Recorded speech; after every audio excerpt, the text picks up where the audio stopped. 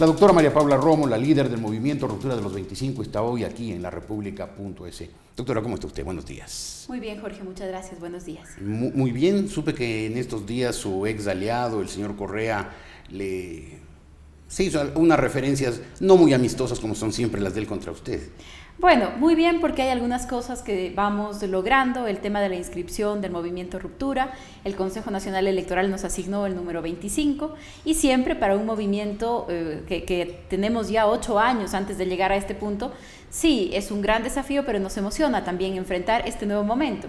Efectivamente, el presidente ha hecho algunos comentarios en los últimos días. No creo que tanto respecto de mí como de sus justificaciones por el tema seguridad. El presidente, por supuesto, el problema más sentido por la población en estos últimos años, ya no es un problema reciente, no es un caso esporádico, en estos últimos años se constituye el tema de la inseguridad y la violencia en el problema más grave que tenemos. El presidente nos dijo, aquí el asunto es sacar a los militares a la calle. Lo sacó. El problema no se ha resuelto. El presidente nos dijo, el problema es que no tengo el control de la justicia. Permítanme poner al Consejo de la Judicatura. Lo puso. Dijo, no es suficiente el Consejo de la Judicatura, tengo que cambiar los jueces. Y la Corte Nacional los cambió. Por cierto, la Corte Nacional de Justicia, la primera causa que resolvió no fue la de la inseguridad, fue la del universo. Y ya lo hizo. Entonces, la Fiscalía ya está. El Consejo de la Judicatura ya está, los jueces ya están, el Código Penal ya está. Todo lo controla el señor Correa. Si el presidente ya no tiene explicaciones, lo que yo siento es que empieza a buscar no solamente explicaciones, sino personas a las que achacarles la responsabilidad.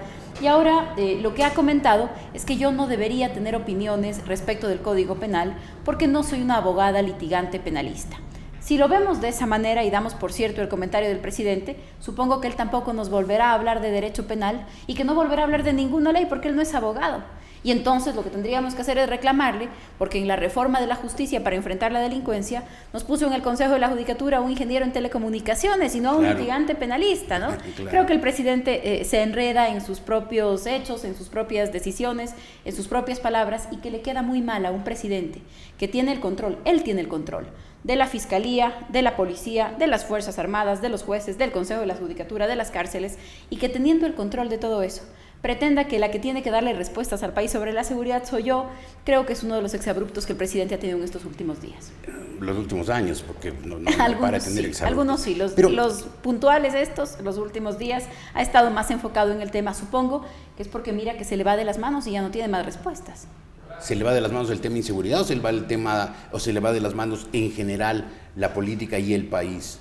Mire, se le va de las manos el tema seguridad en particular. El tema seguridad ha alcanzado algunos niveles difíciles de enfrentar desde el solo discurso, y a nosotros lo que nos preocupa, y que lo seguiremos diciendo, es que ese discurso se convierta en un pretexto para otras cosas. Ya nos pasó en la consulta popular. ¿Para qué otras cosas? Mire, ya nos pasó en la consulta popular, ¿para la represión? Por ejemplo. Sí, y para el control de otras organizaciones, de otros organismos del Estado, nos pasó en la consulta popular. A nombre de la seguridad se firmó una carta en blanco para el presidente. El país, en su angustia por el tema seguridad, así se lo concedió.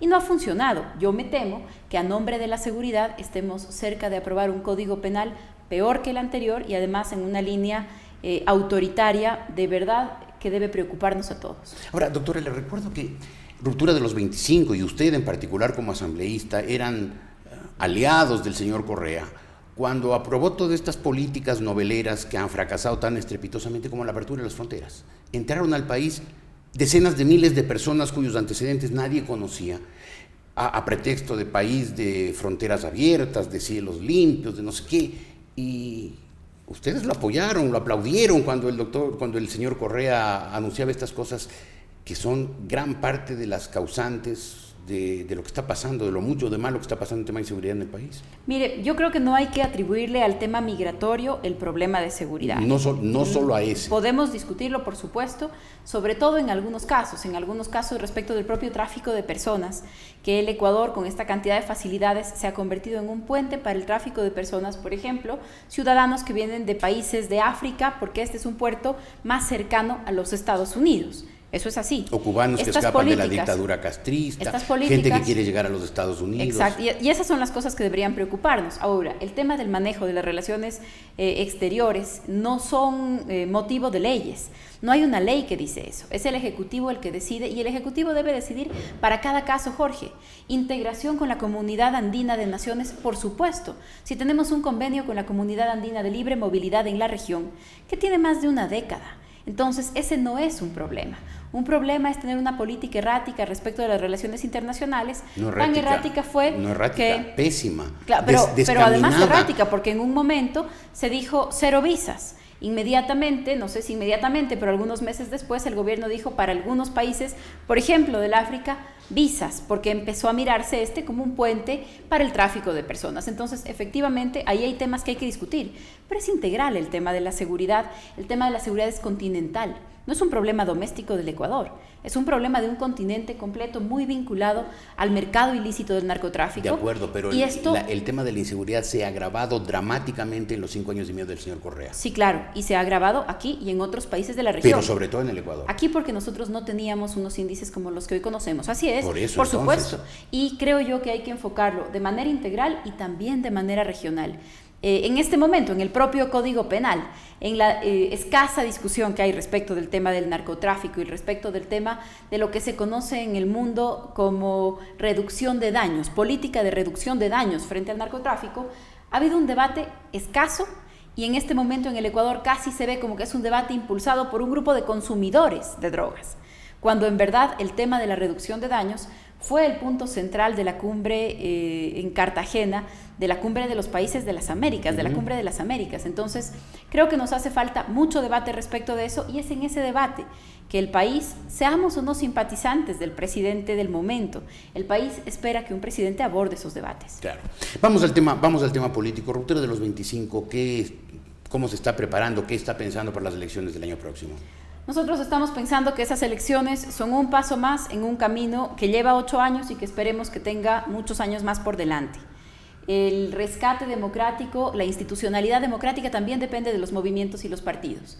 Y en este caso, nosotros que fuimos tan críticos con el sistema político anterior, creemos que la responsabilidad, a la vez de ser tan críticos con lo que había, es hacer un esfuerzo por construir lo que va a reemplazarlo. Y eso lamentablemente en el Ecuador no ha sucedido. Así que ahí va nuestra primera tarea. La elección que está por venir será nuestra carta de presentación.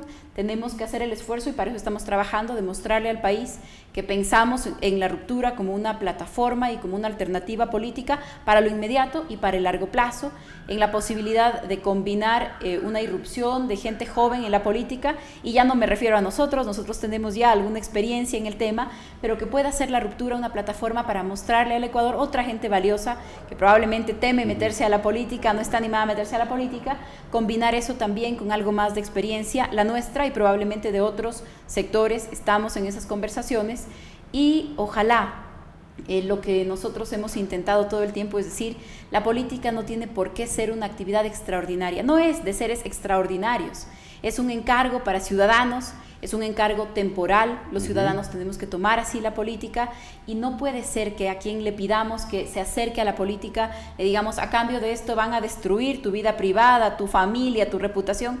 Hay que hacer de la política un espacio un poco más noble, un espacio más respetuoso para que los ciudadanos podamos hacer política sin necesidad de pensar que hemos sido elegidos por los dioses. Lo que usted me está diciendo es que van a participar en las próximas elecciones. Claro que sí, en las próximas y en varias más. Con candidato presidencial propio. Esa es nuestra primera alternativa. Ahora, en las elecciones anteriores ya tuvieron candidato presidencial propio. Nosotros estuvimos, claro, el señor Correa. Nosotros estuvimos, esta es la tercera elección en la que varios de nosotros estamos involucrados. Ahora ya miran con para Correa. algunos será la primera, ¿no? Pero es la primera vez que la ruptura participa como un movimiento político. En la elección anterior estábamos todavía en un acuerdo político en lo que se llamó el Acuerdo País. Esta es nuestra primera elección como ruptura y esperamos que la primera de muchas. ¿Con candidato presidencial propio? Sí, esa es nuestra primera alternativa. No nos hemos cerrado a la posibilidad de discutir con quién, con por los ejemplo, sectores más afines. No creemos en la tesis de un candidato único. Hay diferencias que no son, hay diferencias irreconciliables. Sí, es decir, claro. Yo no me veo haciendo campaña con el señor Gutiérrez, yo no me veo haciendo campaña con el PRE, yo no me veo aplaudiendo la entrevista de hace algunos días en CNN el señor Bucaram. el señor Álvaro Noboa lanzando una billetera al piso. Esas son las cosas que a nosotros nos motivaron a hacer política. ¿Con quién? Porque no puede ser así la política. Claro, ¿con quién se ve usted Pero negociando? hay otros sectores con los que sí podemos conversar. Nuestra primera alternativa es tener candidato propio, pero en un escenario muy fragmentado. Tampoco es esa la idea. Ojalá pudiéramos sumar fuerzas. Esperamos hacer anuncios en algunas semanas. ¿Pero con quién están conversando o con quién podrían conversar? Con los sectores que se encuentran políticamente entre el centro y la izquierda. Es una simplificación, pero que nos ayuda a comprender que esa es nuestra línea política. No conversaríamos, conversaríamos, pero no tendríamos ningún acuerdo político pues con sectores con los que no tenemos afinidades. Usted dice del centro hacia la izquierda. ¿Ustedes son qué, socialdemócratas? Nosotros, porque en 8 años ustedes nunca se han definido. Sí, claro, siempre nos hemos definido. No, nosotros, nunca. Yo les he oído a ustedes 8 años y no sabría decir si ustedes son marxistas redimidos, marxistas incorregibles, socialdemócratas europeos. No sé por dónde andan. Nosotros siempre nos hemos definido. Ahora, probablemente para sus categorías eso no calza ahí. Nosotros hemos dicho para siempre. mis categorías son las categorías. Bueno, la verdad es que el mundo está discutiendo las categorías, ¿no? Porque pero mientras no haya otras, esas son. El presidente francés, el presidente Hollande, viene del Partido Socialista. Pero es socialdemócrata. El Partido Socialista francés siempre ha sido socialdemócrata. No es cierto la izquierda del señor Chávez. Claro. Y la señora Dilma Rousseff no es la izquierda del señor Morales. Entonces, estamos en un momento de verdad, de debate ideológico. Entonces, ¿ustedes por dónde andan? Digo en el mundo, pero nosotros hemos dicho siempre que es nuestro objetivo construir una izquierda contemporánea. Ni siquiera moderna, una izquierda contemporánea, una izquierda progresista. ¿Socialdemócrata algo o más que socialdemócrata. Y yo le digo por qué. ¿Pero neomarxista? No sé si neomarxista sea la palabra, al pero la estilo de los italianos socialdemocracia, ayornados. la socialdemocracia no llegó nunca a hacer un cuestionamiento más radical del sistema capitalista. Con esto no digo que nosotros estamos cuestionando la propiedad privada. ¿No es cierto? No es esa línea marxista, leninista de la izquierda más ortodoxa, no lo es. Pero hoy estamos en un momento en el mundo. Cuando nosotros empezamos a hacer política hace 8 años, decíamos, no podemos tener una plena identificación con los sectores de la extrema izquierda. Se había caído el muro, ese modelo se había terminado. Pero hoy también se cayó el modelo sin regulación, las burbujas hipotecarias, el modelo económico de los Estados Unidos, es decir, el modelo especulativo sobre el que se sostiene la parte reciente del capitalismo tampoco funciona. Ese es el debate en el que estamos. Lo que nosotros pensamos, lo que nosotros reconocemos como una izquierda contemporánea, en Europa se habla de una nueva izquierda, en eso estamos, en esa línea es en la que nos movemos. Entonces, oyéndole, supongo que la gente del MPD, la gente de Pachacuti, que está demasiado radicalizada en la izquierda como para ustedes. Podemos tener algunas líneas en común, pero no tenemos una plena identidad con esos sectores. Entonces, ¿qué les va quedando? ¿Volver a ser pupilos de Alberto Acosta como lo fueron largo tiempo? Bueno, afortunadamente tenemos casi una década en política y eso ya hace que no seamos pues pupilos. Nuestra propuesta fue una propuesta en su momento parricida. Nosotros hemos trabajado, hemos ganado algo de experiencia, pero no dejamos de pensar en la política como una actividad autónoma, así que cualquier acuerdo en estas circunstancias, además luego de haber inscrito nuestro movimiento político, es un acuerdo político entre iguales. En esa discusión estamos. ¿Apoyarían eventualmente una candidatura de Alberto Acosta? Todavía no sabemos si Alberto Acosta va a ser candidato. Por eso digo eventualmente. Hay que discutirlo, hay que mirar cómo está el escenario. Nosotros, nuestra primera opción es tener un candidato que venga de la ruptura. Ya, ¿quién podría ser de ruptura? Tenemos algunos nombres en mente, estamos discutiéndolo, no vamos a hacer anuncios todavía. Pero por edad, ¿quiénes pueden ser? Usted entiendo que todavía no tiene la edad. Yo no tengo la edad para ser candidata todavía. Podría ser Norman Ray, no creo que haya alguien más. Norman tiene la edad para ser candidato, Francisco Jiménez tiene la edad para ser candidato. Francisco Jiménez, que fue gobernador del Guayas. Él, que es miembro del comité ejecutivo, por darle 2 nombres. Ya. Sí, porque los demás son chicos, con poca experiencia y mucha aura de sabiduría, que lo que yo siempre les critiqué a ustedes, que entraron a la política y hablaban ex cátedra todo lo que decían, pero en fin, los veo más tranquilos porque reconocen, porque entiendo que ustedes reconocen que se equivocaron en ese apoyo incondicional a Correa. Para nosotros la entrada a la política fue una decisión, creo yo que de mucha audacia, de mucho valor y una apuesta seria, no fue una aventura, no fue un cargo temporal. Nosotros le hemos dedicado... Pero tuvieron cargos. Sí, claro, por supuesto. Y les gustaron. Y nos fuimos. Y se Así fueron. que siempre hemos estado... Algunos de ustedes se quedaron. Sí, claro, y esas son decisiones personales y sucede siempre, pero hemos tratado de mirar a la política como una apuesta ética y como una apuesta de principios, y eso a veces implica decisiones duras, hemos sido capaces de tomarlas. No creo que podamos decir lo mismo de nuestra clase política en general. Así hay, cada uno tiene sus decisiones y cada uno de nosotros será evaluado por ellas. Perfecto. ¿Cuándo tomarán una decisión y cuándo la anunciarán? Mira, el 19 de octubre, si no me equivoco, es la última fecha para inscribir candidatos, así que ese es nuestro plazo máximo. Por supuesto que esperamos anunciarla un poquito antes, pero eso quiere decir que todavía tenemos un tiempo. Muy bien. Doctora, muchas gracias por haber estado en Mil gracias, la República. Jorge. Gracias a usted. Es la doctora María Paula Romo, la líder de Ruptura de los 25.